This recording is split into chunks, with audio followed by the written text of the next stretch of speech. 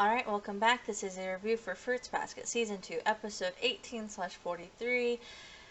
And oh boy, is this going. It's probably going to be a bit of a long episode, but yeah, there's a lot to unpack in this episode. There's a lot to talk about because we get Reen's backstory, and she has probably one of the toughest backstories to sit there. I mean, there's a lot of there's a lot of sad backstories in Fruits Basket, but Reen's definitely one of the ones that are up there.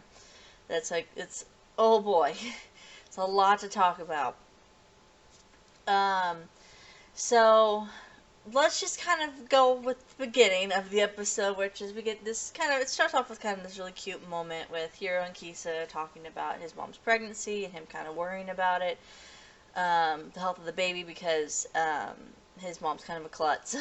So he's worried about her accidentally hurting herself and then thus harming the baby. Uh, and they run into his mom or whatever, and they're having this little cute, fun discussion, but Hiro sees Reen kind of off in the background, and he goes off and he runs up to her and he's like, "Hey, I see that you're in your school uniform. You went to school. That's great. How have you been?" And he looks at her, and we see her. We can also see her, but she has like bags in her eyes. And he's like, "You don't look too well. Have you eaten anything? Are you taking care of yourself?" And Reen's like, "Hey, if why are you so concerned about me? You know, if this has to do with the incident that that that I the little event that I was involved with that you happened to see, then just forget about it. Don't worry about me. Go back to living your normal happy life with your parents." And Hiro's like, "But like, you say that like living with my parents and being and having a happy life with them, is as if it's something frivolous, as if it's something that as if I shouldn't be having a happy, like as if I shouldn't be getting along with my parents and whatnot." And she just kind of like, whatever, and she kind of starts walking off. And Hero's like, I know that you're trying to like break the curse, and I know that you're having trouble with that. I mean, you are. Is everything going okay with that? But she kind of just ignores him. Um, and we'll come back to Hiro because we get a little bit more on Hiro as well near the end of this episode. But we get to see how we get to understand his character a little bit more too now, and why despite, I mean, he's a kid, he's still young, but understand why he kind of winds up being more mature than what his actual age is. And again, we'll get to that near the end when we actually get to that portion of the episode. Um, we get Reen, and we get different little flashbacks. We get two different ones. We get one from at some point with her and Haru, who are in bed together.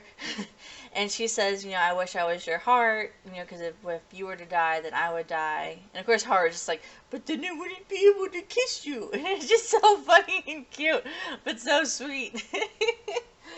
Oh, but then we get another flashback of we jump back to when um, at the at the beginning of the beach arc with when Rin comes up, or Rin comes up and talks with Shigure, and it's kind of like, "Okay, Rin, what are you doing there? What's going on? Why looks like you're trying to like seduce Shigure or something." And in a sense, because we get the flashback, and that's kind of what she was doing. We find out that she's like, "Hey," the entire conversation is like, "Hey, you know how to. I'm I want to know how to break the curse, and I figure since you're like one of Akito's favorites, that you'd have the information that I need." And Shigure's like, I don't know about that. Just because I'm close to Akito doesn't mean that I know all the secrets and whatnot." And he's like, "And anyway, what would you give up? What would you give me if I did know?" And she's like, "Oh well, I don't really have much to offer, but I would offer you my body, and you could do whatever to it, have forever long, or whatever, as long as I'm alive." And Shigure's like, "Well, as much as that's a tempting offer, even though it's not really super tempting, I hate to tell you, but I really don't know anything about how to break the curse. As much as you think that I'm as close, as much as you think that I'm really close with Akito, I'm really not." And he says, I'm giving you a word of advice now. you may think that I'm close with Akito and that I'm one of Akito's like trusted people, but I'm really not. Akito doesn't trust me far as she, as far as Akito doesn't just trust me as Akito trusts me as much as he um trusts you. Um, basically, and it's like, yeah, no, he doesn't trust me at all. Just don't think that. And it's like, and also you shouldn't. Also, in addition to that, you shouldn't be trusting me because I'm the worst kind of person. And he's like, well, I mean, we have to know something, right? And he's like, nope, no, I don't. And she's like, well, don't you want to break the curse? And Sugar's like, no. I mean, I'd like to, but I'm not worried about it. I'll let people who are more desperate like you do all the dirty work, and then I'll just get to reap the benefits from it. Um, and he's like, I told you I'm the worst, and he walks off, and Reen's like, I don't trust him. I'm pretty sure he's still hiding something. I don't know what. So you jump over and you see Reen back in current day.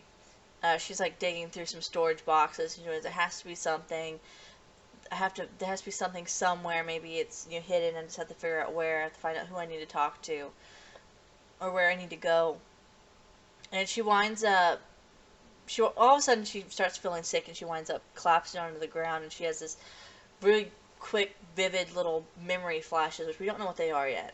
But we'll get to them in a little bit in the episode. But you see something from her past. You're like, okay, what is it? It's vague at the moment. And then she gets up and she's like, I gotta get out of here. I need to go. I'm gonna go back to Shigure's and see if I can talk to him again. Um, and she walks over there, and she gets to Shigure's house, and of course Shigure's not there. In fact, basically no one is. And she's like, Shigure, you here? And she winds up again collapsing on the floor, and she feels like she's about to, you'd assume, throw up. He's like, I'm not feeling good. I feel sick. And she's like, oh, they're gonna yell at me. My parents are. She's kind of like in this state of almost like delusion, because she's clearly not physically well at the moment, either even psychologically well at the moment. She clearly, obviously, as even Hiro stated, she didn't look like she has eaten. She hasn't eaten, or she hasn't slept, or some kind of combination of both, or it's just she's sick. She's not feeling well completely, and so she's kind of in this state of, she's trying to do things, and she's trying to push herself. So she's exhausted. She's also ill, but at the same time, she's also having like these, and because of that, or probably because of that, she's also having these like kind of delusions and kind of vividly seeing things from her past. So she falls on the ground and she thinks, oh no, I'm gonna get yelled at again. And she hears the door open, and she turns around and she sees, well, we see it as Toru, but she sees it as her mom. She sees it as her mom in the doorway, and she starts freaking out, and she starts going, don't yell at me, don't yell at me, don't yell at me. And she kind of backs off into a corner and kind of just lays there and kind of basically passes out. And then we later see Toru kind of holding on to her, which is really sweet. But then the rest of the episode, we get Reen's backstory, and it's a hard backstory to talk about.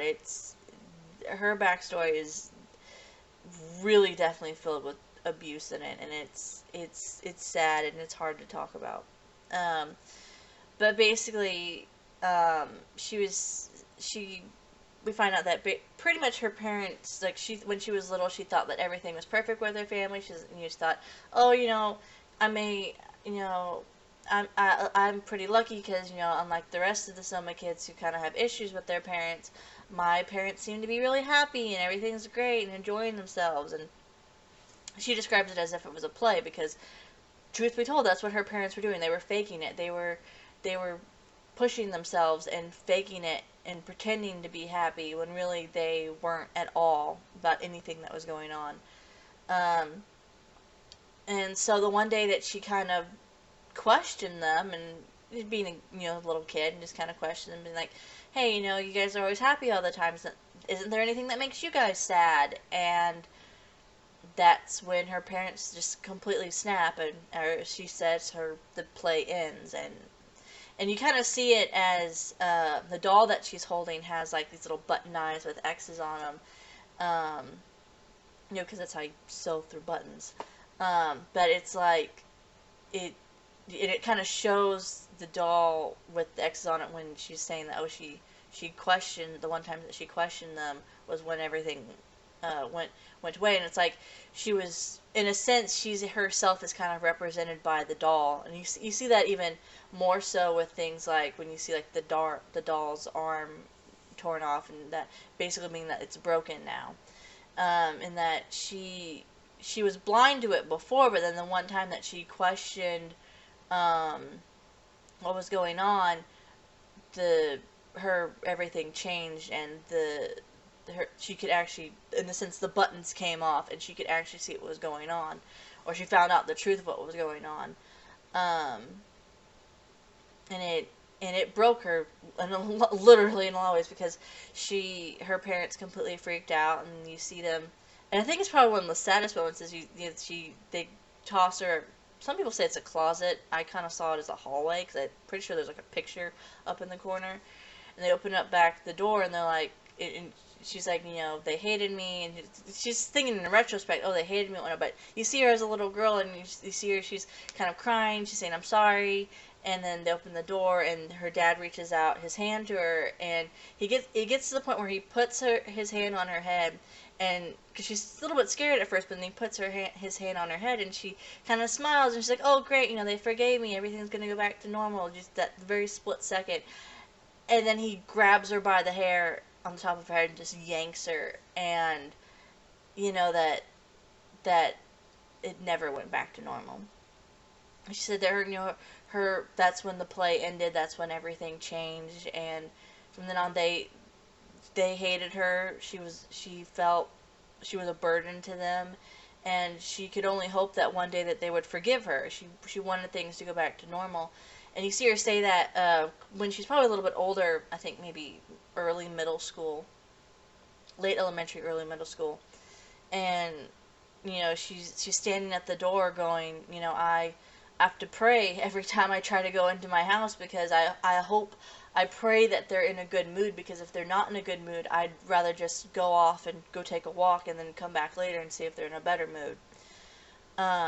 Because she doesn't want to be abused. It's very heavily implied that she's being physically abused there, and obviously emotionally, um, as well as just being neglected. And that's part of the reason with the hospital, because, but she's like, I don't want to be a burden to them.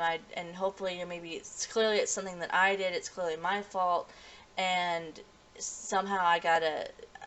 Somehow, if I behave myself well enough, if I don't be a burden to them, if I do everything that they want, then maybe they'll forgive me and everything can go back to the way it was before. But not realizing that it's never going to be that way.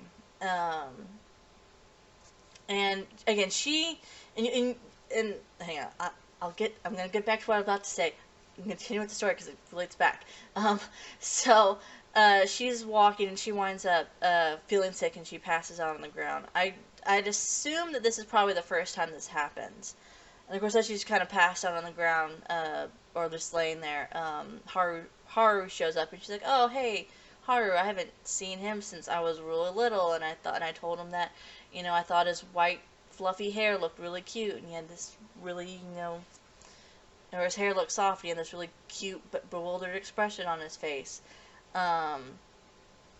And Haru calls for Shihan or Kazuma, and you skip over to her now in the hospital. And you overhear the doctor saying, she has a lot of kind of unforeseen injuries, that if they had been that they wouldn't be as bad as they are if her parents had actually done something about it. AKA, she was being neglected. And I don't think they actually ever mention it in the manga itself, so obviously they wouldn't mention it in the anime.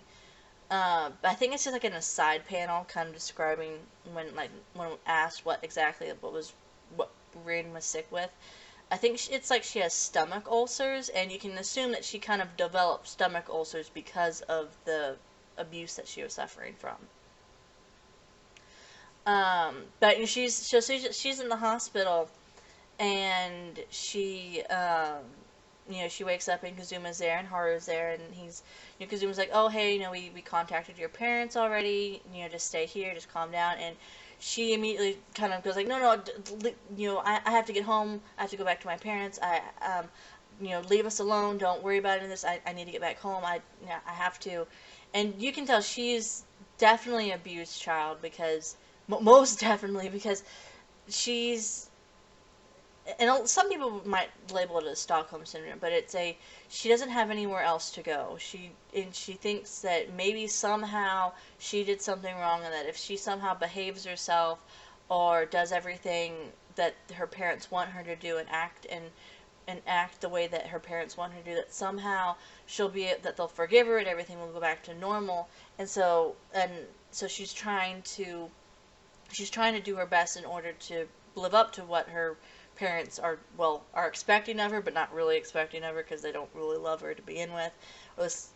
And at the same time, she also just doesn't know where to go, and she's scared that if the only people that she knows about and that she has ever really cared about, and that she trusted at some point, are now just going to straight up abandon her, and she doesn't know.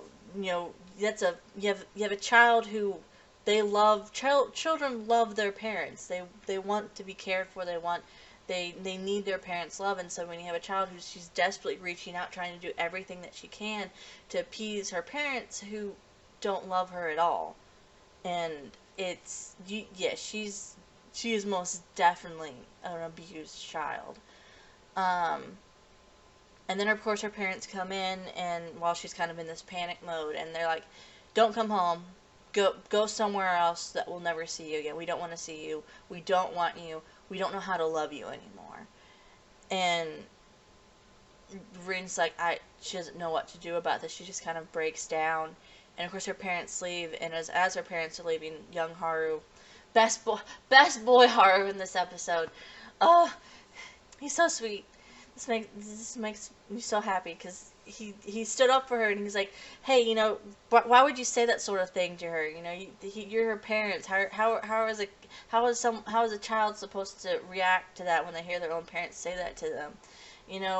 When you guys hit us and hurt us and neglect us and say bad things to us or about us, we get hurt just the same way as you guys would.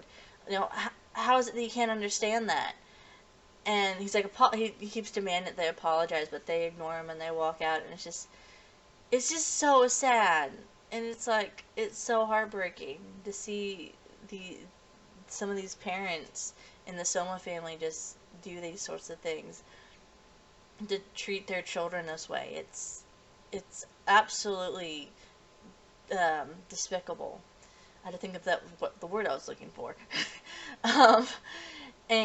But Rin, she's just laying on the floor, but she's crying, and she's going, thank you, Haru, for standing up for me. And she thinks back, and that was the end. She never saw her parents again after that. They never came to visit her in the hospital, and that was the end to her home.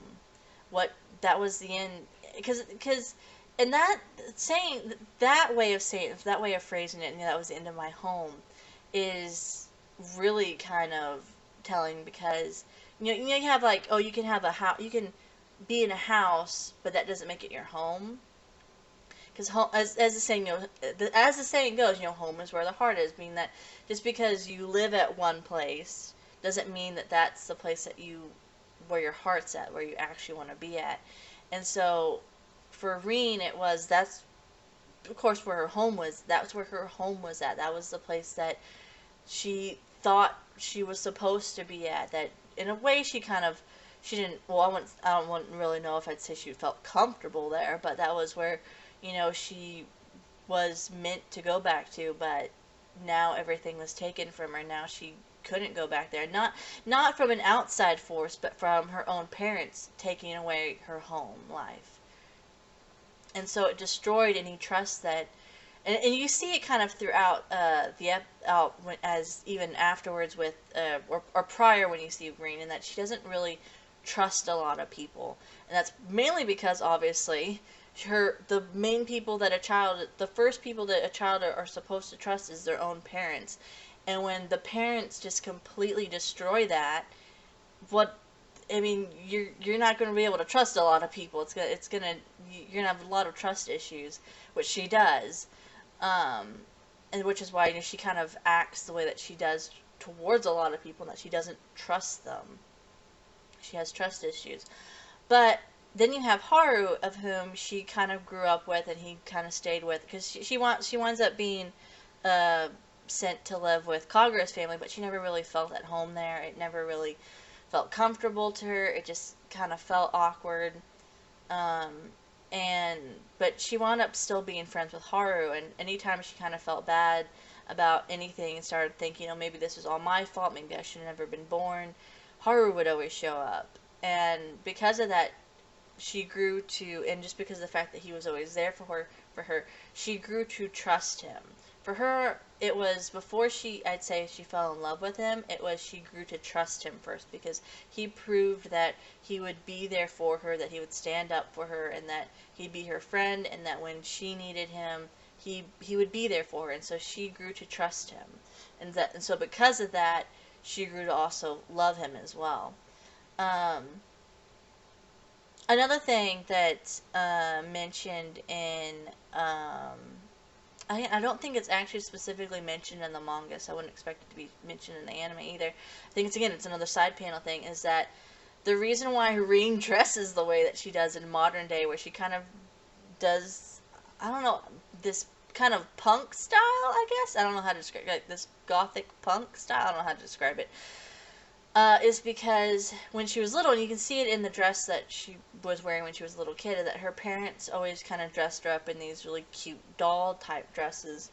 And so she wanted to get away from that growing up. She wanted to distance herself from that as she grew up, and so therefore she started dressing more in the way that we see her now. Um, and Haru actually went along with that. He, as a way to kind of support her, he kind of started dressing in the way that he does, and so that's why they kind of, in terms of their dress style, they match, they look similar. Is because he supported her and said, hey, you know, you're gonna distance yourself from your past, and you're gonna start dressing this way. I'm gonna start doing it too, to help, you know, kind of be there for you and support you. And it's like, Haru, why do you gotta be so sweet? But as you can see, she grew to trust him. She grew to, and through her being able to trust Haru, she fell in love with him. And it's so sweet, and it's so adorable, and they're so cute together. And um it's so nice, and it's just so, they just have such a really wholesome, um wholesome, but also very, I would say, like, almost very intense. I don't know if intense is the right word, but like kind of relationship. Not like strenuous, but like in terms of just how much passion, that's the word I'd be looking for. That's how much passion they have for each other. And it's, it's so funny, but it's so cute. Um, but then we kind of get to the end of the episode where, uh, we knew it was coming, because we knew that, you know, for some reason Rin was in the hospital, and that, you know, as Haru had mentioned way earlier in this season, that, oh, somehow Akito had found out about their relationship. And so we get the Akito confronting Rin scene. And you know, Akito's like, you know, I hate women, I despise them, especially I hate the fact that you have that long black hair of yours, which is important to note. That's important to note. You'll find out later why that's important, but it is important to note. Um, and, you know, Kito's like, well, okay, so you guys are dating, so who seduced whom first? And of course, you gotta pay attention to also what the way Akito phrased that, whom seduced whom. It's, in Akito's mind, it's not that, oh, they fell in love with each other. It's one of them forced their feelings, or tricked the other person into falling in love with them, or to doing stuff with them. And it's not like a genuine they actually fell in love thing. Um, and Akito's like, well, you know, I kind of go into a rage. When I go into a rage, I kind of don't see what's around me, and so that's, how Hattori's eye got hurt, implying that, if you don't tell me, either you're gonna get hurt, or more so, Hatsuharu is going to get hurt in some way, and I don't know what. Um, and so Rini instantly is like, it was me, it was my fault. I was the one who instigated all of this, and Akito backhands her across the face, and Reen kind of stumbles to the floor, and she kind of already starts going into having PTSD. She kind of, because she's all, besides the abuse, she's also very much so has PTSD. So she kind of gets flashes back, and it's coming back to her, and she's freaking out about it. And and Akito's like, how dare you, try to take one of my possessions, which is like, they're not your possessions, Akito. Calm down. That's the first thing you got wrong there. Out of many things. Um, and Akito kind of picks her up and is like, how dare you? And he looks at her and he's like, because Reen's kind of freaking out, and he kind of pieces. Obviously, Akito must know somewhat of what happened to Reen and potentially what her parents have probably said to her. And he kind of figures it out, and he's like, oh, okay. And he kind of just digs into that and drives forward with that, being like, oh, hey, well, you're not really wanted, you're not really good for yourself or for Hatsuharu, and, you need to remember that you're replaceable, that, you're just here to fill a spot, and that, you can, if you were to die, a new horse could just be born and no one would care. And he's like, I don't want you. And this entire time, Reen's flashing back, and she's having this strong wave of PTSD of everything that happened to her as a kid. And Akito, using the final words which her father said to her, was that, I don't want you, or we don't want you. And with that, Akito pushes her out of, I think, the second story window. To which, as he does this, little hero walks by and sees this and freaks out and runs over the window. And of course, the music playing, so you can't really tell, but he's definitely probably screaming, going, "What?" And of course, Akito just the entire time is just kind of standing there, not even just ignoring Hiro, and just staring at Reen as she falls out the window. But that's again, it goes back to Hiro. So we now kind of understand why Hiro, despite his age, and I mean, it's also just the fact that he's a young kid, he's a boy, he can kind of be a little bit of a smarty head, or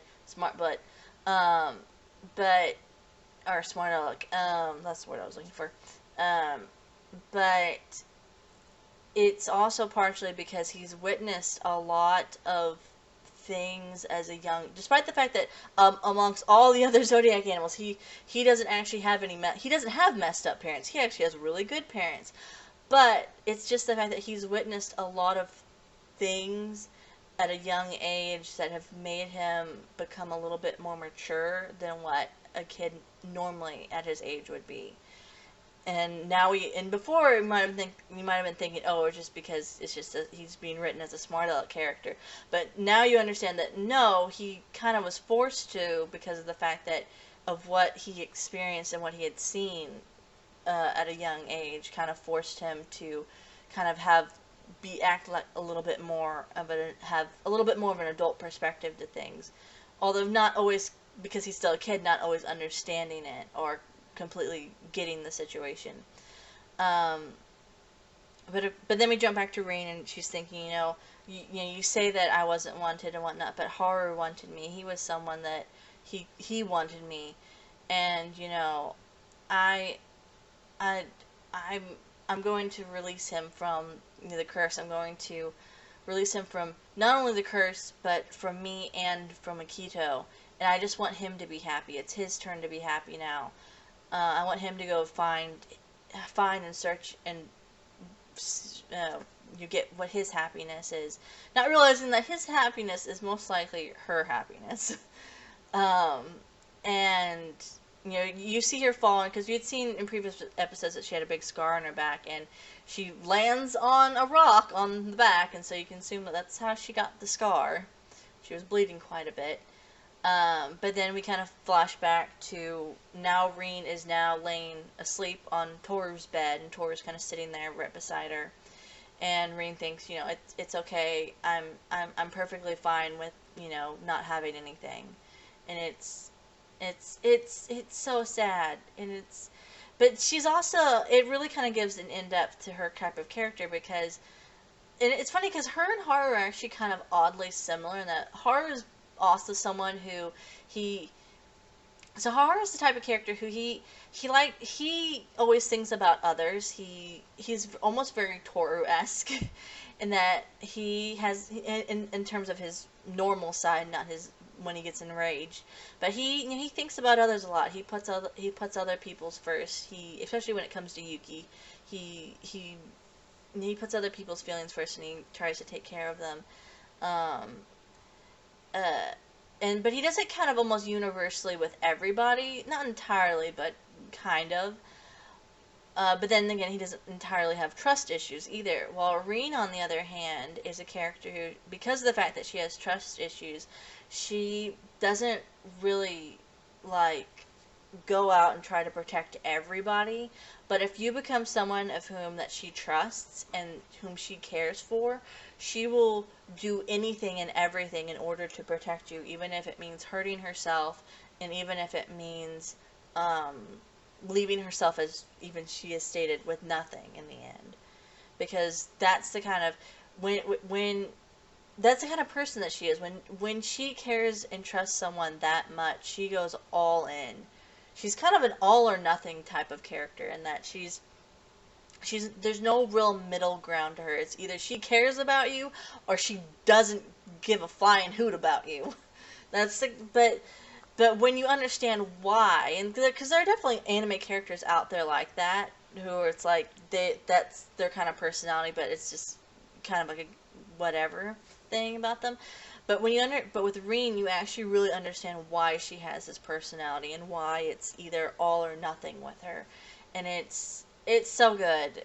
I mean, her characters, and and which is why a lot of people, I know there were some people when Reen first got introduced, they were like, you know, she's just, you know, being a jerk or whatever, and people were like, no, don't. She's just this. She just needs to be protected, and now people are understanding why people have said that when she first showed up, because she does just need to be protected.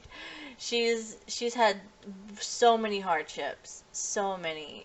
It's like every bad. It's like almost anything in her. Like for her, it's like almost if anything could go wrong, it will go wrong. At least in terms of her backstory, and it's just so sad.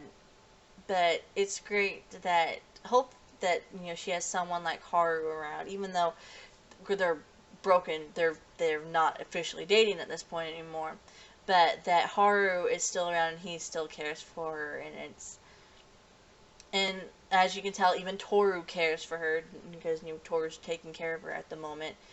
But it's such a sad episode, but it's so good. But it's like, oh my gosh, it's so heartbreaking. Oh my gosh. Okay. So, as you can probably guess, we'll probably get. I'm actually really curious about the next episode because of, like, how the chapter. I'm wondering if they're going to rearrange the chapters a little bit. I won't be able to say more than that, but I'm curious if they're going to rearrange the chapters a little bit for next episode. Anyway, but that's really about it. I know this is probably maybe the longest video I've made. I don't know. This is definitely a long video. Anyway, so thanks for watching, and bye for now.